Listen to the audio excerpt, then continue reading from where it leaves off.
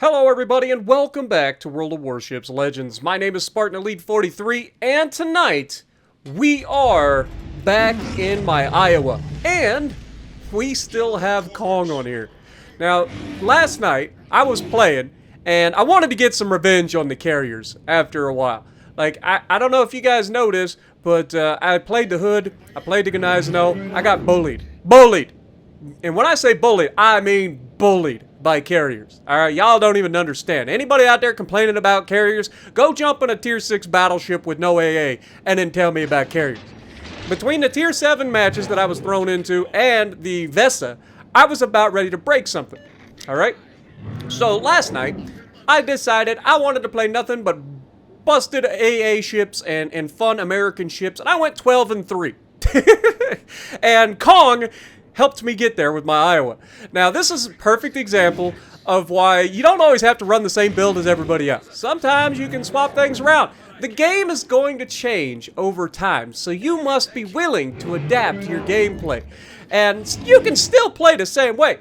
Now, we're on Scandinavia, one of the most obnoxious matches or maps that I play. But fortunately, I spawned in the middle, which is, for me, the best spawn on this map. Nobody plays the middle correctly on this map. Nobody. Every single time I play this map, I see so many people not play the middle. The middle is the most crucial part of this map. Period. The edges are great, but this is the one map where the middle gets you so many crossfires, it's stupid. So, before we get started, if you guys are enjoying the content, punch the like button, and if you haven't subscribed, please think about it. Subscribe to the channel if you haven't already, because it helps the channel out a lot. And you're already here watching. I see you guys down there. I see the analytics. Y'all are here. So why not join the family? Join the Spartan Army today. Be a part of something great. Now, I ain't gonna lie to y'all. This is not an accuracy build. This is a full AA build Kong. Okay? So keep that in mind. We are gonna get some troll salvos. Eventually. But not right now, because look at this. Hello, Rochester. Wait for it. Bonk. Well, he's having fun. Oh, there goes the rest of his hit points. Now, I want you guys to pay attention to one person in particular on this map, and that is the Atlantico on my team, in the far left corner of the map, sitting behind the island. This man is going to spend 90% of this map telling everybody in the lobby what they should be doing, and not doing a darn thing to help anybody.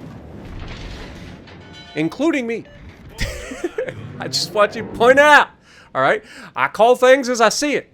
And brother man, as I said during the match, if you're gonna sit there and spam chat the entire goddarn game, you better be willing to at least put yourself in a position to be useful. Because if you don't, then you got nothing to complain about when things go wrong.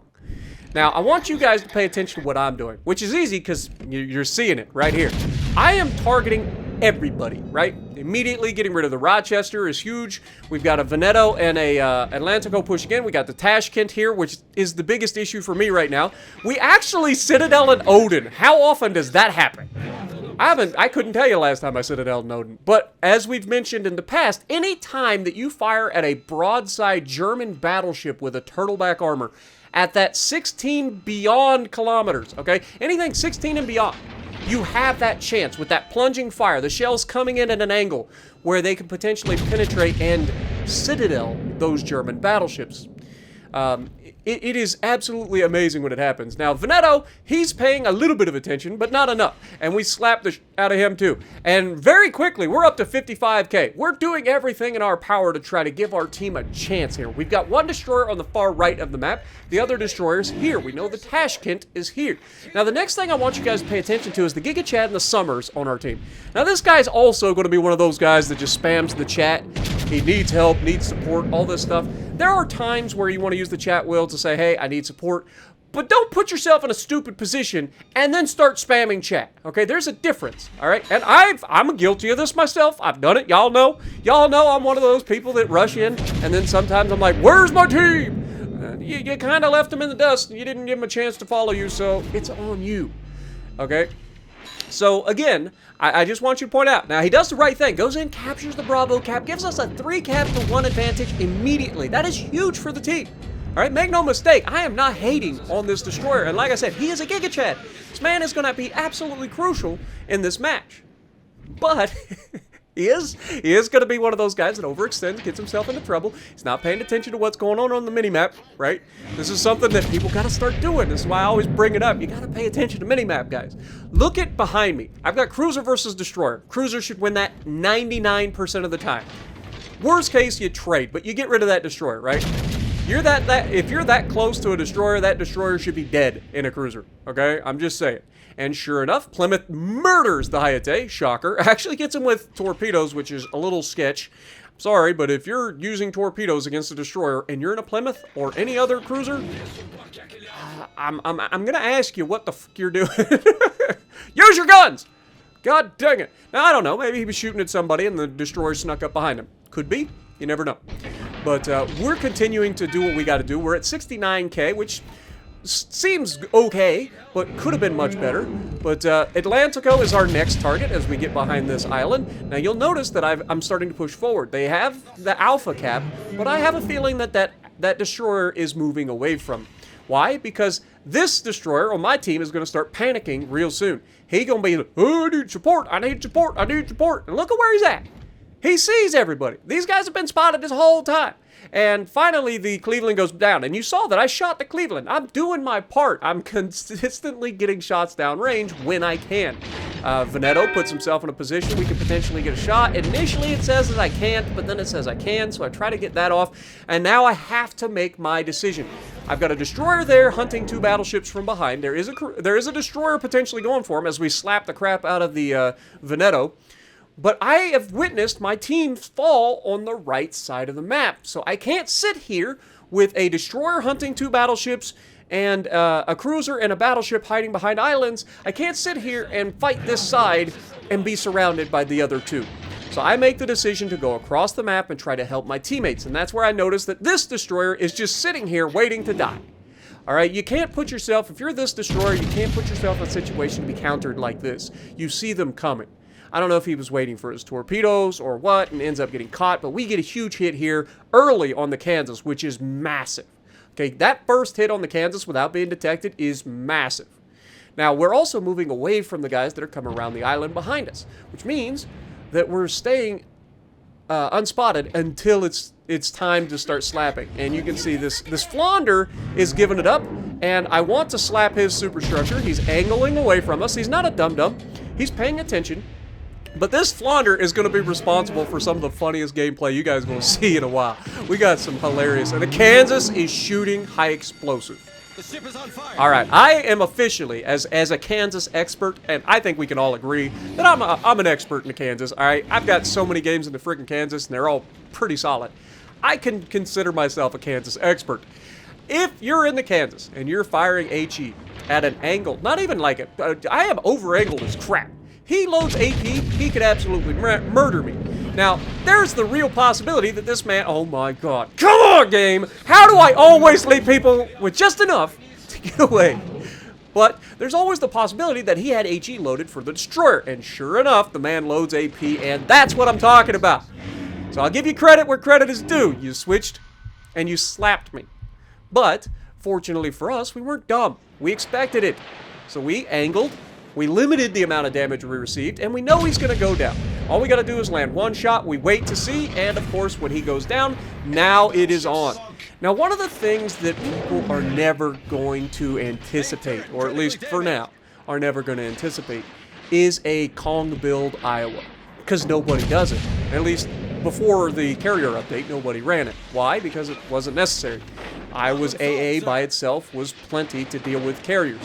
However, with the growing threat of carriers being a lot more obnoxious, adding that Kong build is a viable strategy that's going to be utilized more often if people have it. Now, I don't know how many people actually have the Kong build, but we are about to absolutely bully this Flounder, and it is the funniest thing I've ever seen. So a lot of people ask me about the Flounder. Okay, first of all, this is a Durka thing. Now, Durka has told me that this is not his clan. I've talked to him. This is not his clan. Somebody made a Durka fleet that is not Durka. So these guys have no, as far as I know, no ties to Durka at all. So they're just fans that decided to use his name, which is a little creepy. But it happens. But either way, this guy is anticipating on burning me down. Now, the Flounder is one of those ships that a lot of people run a secondary build on. And that is fine, that is viable. There's a reason for that. It got a buff. The secondaries are nasty. They fire very quickly. However, they're small. It does have some 150mm guns, but most of the guns are small caliber secondaries. It's 105, I believe. So they fire quickly, and they set fires eventually. But that's all they can do. They don't really pin, they don't really do any damage. The only shells that'll do damage to me from this guy's secondaries are the ones, A, that set fires, and B, are the 150 mils that actually hit my superstructure. Because the 150s will actually pin, whereas the 105s will not. Okay? But notice that my 127mm secondaries are also in range, and I'm not running a secondary build. And guess what? Because they're in range, and this guy allows me to stay in range, I get to have my secondaries used, and he's finding out real quick that, you know, some secondaries are simply better than others. And despite the fact that he has a secondary build Flounder, I also have a full, capability to heal. So his fires, as long as I damage control with any sort of smart, like if I use my brain, his damage controls are absolute, or my damage controls and my heals are absolutely enough to save me from this Flounder. I am never in any danger of dying to this Flounder at all, because I can heal it all back. It's all fires, right? That's the difference between some secondary builds like the Atlantico and why it's so god darn busted versus others. And notice that I do actually switch to HE here. Why is that? Well, I've been beating up his superstructure and his main guns for a little while now, so I'm starting to run into damage saturation. So what do? I switch over to HE. Why?